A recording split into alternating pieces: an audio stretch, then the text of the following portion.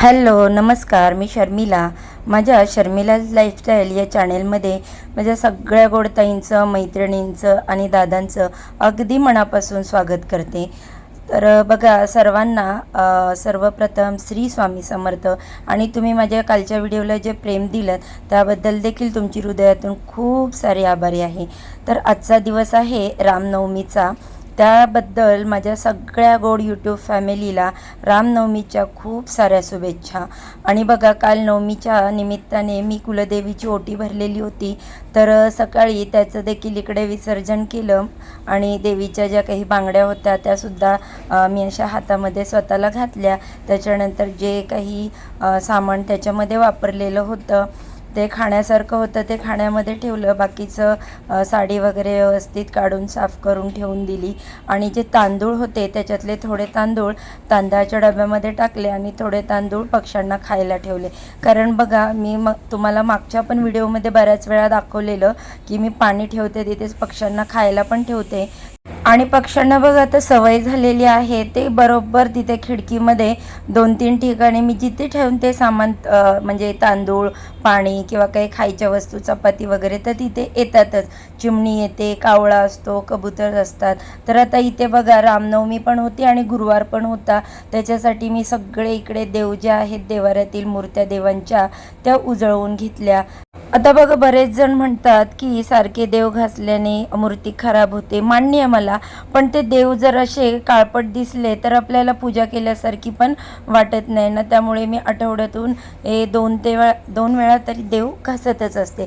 त्यानंतर बघा आज गुरुवार पण आणि रामनवमी पण, त्यानिमित्ताने काही छोटे मोठे उपाय देखील मी करणार आहे घरामध्ये माझ्या. ते देखील मी तुमच्यासोबत शेअर करणारच आहे. तर त्यासाठी मी ते उंबरठ्याला अगोदर हळदीचं लेपन करून घेतलं. कारण कुठल्याही शुभ दिवशी गुरुवारी, शुक्रवारी, अमावस्या, पौर्णिमा कोणता सण असेल तेव्हा मी उंबरठ्याला हळदीचं लेपन हे जरूर करते. तर त्यासाठी बघा अगोदरच हळदीचं लेपन करून मी ठेवलं होतं. उंबरठा छान असा सुकला आणि त्यानंतर मग त्याच्यावरती छोटीशी अशी रांगोळी काढून घेतली. मला रांगोळी मोठे काढायला आवडतं फार, पण जागा कमी आहे. उंबरठ्यावर जरी मध्यभागी रांगोळी काढली तरीसुद्धा येता जाता कधी कधी मुलींची कपडे किंवा त्यांनी पुसले जातात, त्यामुळे जास्त काढता येत नाही. पण तरीसुद्धा मी रोज इथे अष्टलक्ष्मीचं स्थान असल्यामुळे कमळाचं जे फूल आहे तर ते रांगोळीनीकडे काढतच असते. बघू आता मी ठरवलं एक छोटासा साचा घ्यायचा कमळाच्या फुलाचा आणि तो बरा पडेल, कारण एवढं मोठं फूल काढलं तर ते पुसलं जातं. आणि आता बघा इथे उंबरठ्याच्या मध्यभागी मी स्वस्तिक काढते आणि ते पण लाल रंगाने काढलं, कारण पिवळ्या रंगावरती लाल रंग खूप शोभून आणि उठून दिसतो. त्यानंतर आता उंबरठ्याची पूजा करून घ्यायचे. त्यासाठी मी ते दिवा प्रज्वलित केला, अष्टलक्ष्मीला हळदी कुंकू अर्पण केलं, अक्षदा अर्पण केल्या, फुलं अर्पण करून धूप ओवाळून घेतला, अगरबत्ती ओवाळून घेतली. धूप अगरबत्ती ओवाळलं की वातावरण एवढं सुगंधित आणि छान होतं ना की एकदम सगळ्या घरामध्ये आल्हाददायी वातावरण होऊन जातं. आता मी तुम्हाला मगाशी बोलल्याप्रमाणे रामनवमी निमित्त मी इथे काही छोटे मोठे उपाय करणार आहे. तर सगळ्यात पहिला हा जो उपाय होता, आपल्या उंबरठ्याच्या मध्यभागी स्वस्तिक काढायचं होतं.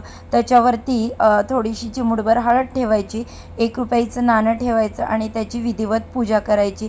यामुळे आपल्या घरामध्ये नेहमी पैशाची बरकत राहते, पॉझिटिव्हिटी घरामध्ये प्रवेश करते, निगेटिव्हिटीचा संचार जो असतो तो खूप प्रमाणात कमी होतो. त्यानंतर बघा हा उपाय झाला की लगेचच घरातील देवांची विधिवत पूजा करून घेतली. कारण आता बघा आज गुरुवार पण आहे, स्वामी महाराजांचा अभिषेक होता आणि रामनवमी निमित्त देखील मी इथे अभिषेक केलेला होता. तर आता माझ्याकडे रामांचा पण फोटो नाही आणि मूर्तीसुद्धा नाही, त्यामुळे मी बाळकृष्ण यांचा अभिषेक केला. कारण बघा बाळकृष्ण हे विष्णुदेवांचे अवतार आहेत आणि विष्णू देवांचाच एक अवतार रामांना मानलं जातं. त्याच्यामुळे मी इकडे कृष्णांचा जे म्हणजे आपल्या देवाऱ्यामध्ये बाळकृष्ण असतात त्यांच्या मूर्तीचा अभिषेक करून घेतला. आता दोन्ही अभिषेक माझी पूर्ण झालेले आहेत. त्यानंतर आता गुरुवारच्या निमित्ताने स्वामी महाराजांची अशी विधिवत मी पूजा करते, तर ते देखील तुमच्यासोबत शेअर करते. आता बघा तुम्ही म्हणाल की ताई अभिषेक केला तर नुसता पाण्याने. मी तुम्हाला नेहमी सांगते, कारण अभिषेकाचं पाणी कुठे टाकण्यासाठी मला जागा नाही आहे, झाडं वगैरे मोठी नाहीत, त्यामुळे मी गंगाजल, अत्तर आणि स्वच्छ पाण्यानेच अभिषेक करते. त्याचप्रमाणे बघा स्वामींना अष्टगंध वगैरे लावून त्यांची मूर्ती ज्या जागेवर असते तिथे स्थापन केली. त्याच्यानंतर लगेचच बाळकृष्णांना देखील स्वच्छ पुसून घेतलं. त्यांना त्यांचा फेटा वगैरे घालून त्यांच्या जागेवरती त्यांच्या पूजेसाठी त्यांना मी ठेवून दिलं. तर आता बघा सगळ्या देवांची पहिलीच पूजा झाली होती, पण आता इकडे स्वामी महाराजांना आणि बाळकृष्णांना देखील मी दीप ओवाळून घेतला. तसेच सगळ्या देवांना धूप अर्पण केला. आणि त्याच्यानंतर बघा आता इकडे रांगोळी छोटीशी आहे ती देखील मी काढून घेतली, कारण जागा छोटी असल्यामुळे थोडीफार अशा पद्धतीनेच शॉर्टकटमध्ये रांगोळी काढावी लागते. पण देवपूजा झाली आणि रांगोळी नाही काढली तर देवपूजा मला अपूर्णच वाटते. सगळ्या देवांचा आशीर्वाद घेतला आणि अशा पद्धतीची आजची माझी गुरुवारची आणि रामनवमीची ही जी पूजा आहे तर ती मी तुमच्यासोबत शेअर करते.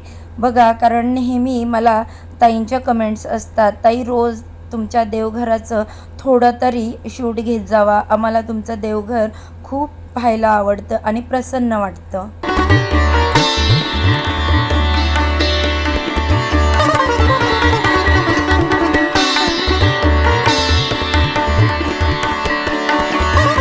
तर बघा देवपूजा वगैरे करून झाल्यानंतर देवाची जी कपडे होते, त्यानंतर मूर्ती पुसण्यासाठी जो कपडा वापरते ते सगळं असं मी व्यवस्थित एका भांड्यामध्ये पाणी घेऊन लिक्विड टाकून भिजत घालते. बघा ही कपडे मी मशीनमध्ये सुद्धा टाकत नाही आणि बाथरूममध्ये सुद्धा धुवत नाही, तर इथेच बेसिनमध्ये ती व्यवस्थित अशी धुवून घेते.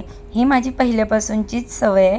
त्याच्यानंतर बघा आता तिकडे मी लगेच डाळ भाताचा कुकर लावून घेणार आहे. पण डाळ आज प्लेन नव्हती बनवणार, मिक्स डाळीची आमटी बनवणार होती. तर त्याच्यासाठी मी तुरीची डाळ, मुगाची डाळ आणि मसूरची डाळ या तिन्ही डाळी मिक्स केल्या आणि मग ते मीठ टाकून मी कुकरला शिजवून घेतल्या. त्याच्यानंतर मग लगेचच आता कुकर इकडे ठेवला आणि बघा संध्याकाळसाठी मी हे जे घेवडे होते तर त्याची भाजी बनवणार होती, ते भिजत घातले आणि म्हटलं चला आता लगेच सुकी भाजी करून घेऊया.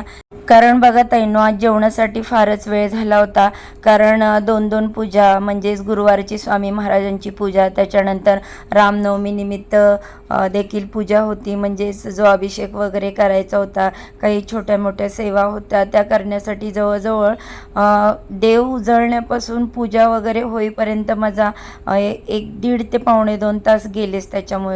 त्यामध्ये जेवणाला जरा उशीरच झाला. म्हटलं चला आज पटकन काहीतरी होण्यासारखी भाजी करू. आता फ्लॉवरची भाजी आहे ती तर काही एका वाफेवर पटकन शिजली जाते.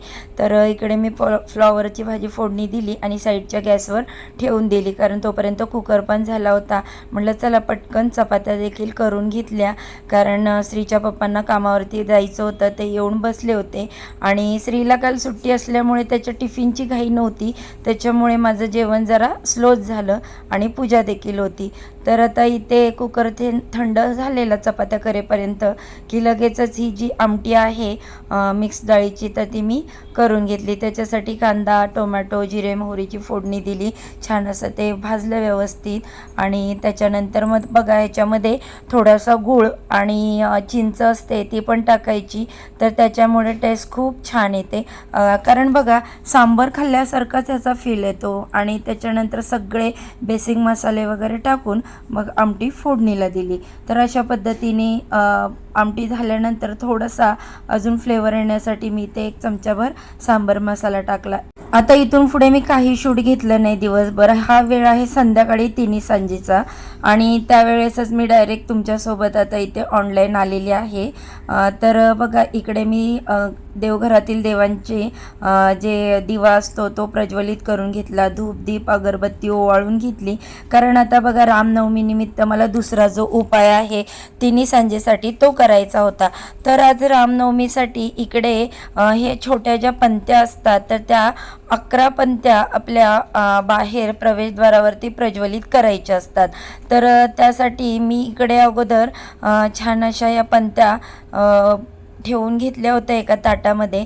माझी जेवणाची तयारी होईपर्यंत श्रावणीने ही तयारी केली होती. सगळ्या पंत्या ज्या आहे ताटात ठेवून त्याच्यामध्ये वाती तेल वगैरे टाकलं. त्यानंतर मग मी प्रज्वलित करून घेतल्या पंत्या, देवांना ओवाळलं आणि मग त्याच्यानंतर मग आमच्या मुख्य दरवाजा जो आहे त्याच्या बाहेर हे जे दिवे आहेत तर त्याची पूजा करायची असते. तर मी तिकडे आता चाललेली आहे आणि तिथे पूजा करते, ते देखील मी तुम्हाला दाखवते. बघत ऐनो अशा विशिष्ट तिथीवरती असे काही छोटे छोटे जे उपाय असतात तर ते केले तर त्याचा आपल्याला खूप छान असा रिझल्ट मिळतो. कारण का मी बघा हे सगळे अनुभव घेतलेले आहेत म्हणून तुम्हाला सांगते. आणि बघा अशा ह्या पूजेनी आपल्या घरामध्ये काही प्रॉब्लेम तर होत नाही, झाला तर फायदाच होतो ना. तर ह्या दिव्यांचं इकडे रामनवमीला असं पूजन केलं तर घरामध्ये अखंड लक्ष्मीचा वास राहतो टिकून. ते कशामुळे? कारण रामांचाच अवतार म्हणजे विष्णुदेवांचाच अवतार एक राम असल्यामुळे आपण रामनवमीच्या दिवशी जर ही सेवा केली किंवा हा उपाय केला तर विष्णुदेव प्रसन्न होतात. आणि त्याच्यानंतर बघा नेहमी मी तुम्हाला सांगते, जिथे विष्णुदेव प्रसन्न होऊन त्यांचं अस्तित्व असतं तर तिथे माता लक्ष्मीची तुम्हाला वेगळी अशी काही सेवा उपासना करण्याची जास्त गरज पडत नाही. कारण बघा जिथे भगवान विष्णू तिथे माता लक्ष्मी हे ठरलेलंच आहे. त्यामुळे बघा असे छोटेसे उपाय जे असतात ते तुम्ही नक्की करत जावा. आणि तुम्हाला जर याबद्दलची माहिती उपायांची हवी असेल तर माझा शर्मिला बर्गे हा जो एक चॅनेल आहे त्याच्यावरती मी सगळे उपाय तोडगे शेअर करत असते, तर तिथे जाऊन देखील तुम्ही ते पाहू शकता. कारण ही जे पूजा वगैरे असतात त्याच्या अगोदरच मी 2 दिवस तिकडे व्हिडिओ अपलोड केलेला असतो. त्यानंतर बघा आजच्या पूजेचे सगळ्यात महत्त्वाचा नैवेद्य म्हणजे तांदळाची खीर. तर आज मी जेवण बाकीचं सगळं बनवून घेतलं होतं आणि त्याच्यानंतर शेवटी मी ही तांदळाची खीर पूजा वगैरे झाल्यानंतर केली. तर आता बघा इकडे माझा श्री माझ्याकडे मोबाईल घेऊन आला आहे. मम्मीचा फोन आला होता तर खीर बनवतच मी तिच्याबरोबर बोलत होते. बाकीचं सगळं जेवण जे आहे ते मी अगोदरच बनवून ठेवलेलं होतं. फक्त खीर बनवायची बाकी ठेवलेली होती. म्हटलं जी पूजा वगैरे झाली की नंतर खीर बनवणार, कारण मला आज बाहेर पण जायचं होतं.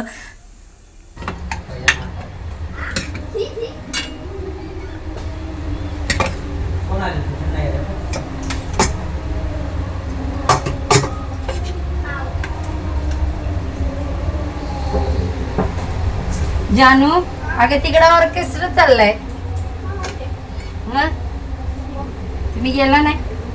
कसं जायचं? का पाय नाही? तुम्ही नव्हता ना. होय, मग जायचं होतं का तुम्हाला? जायचं होतं तुम्हाला?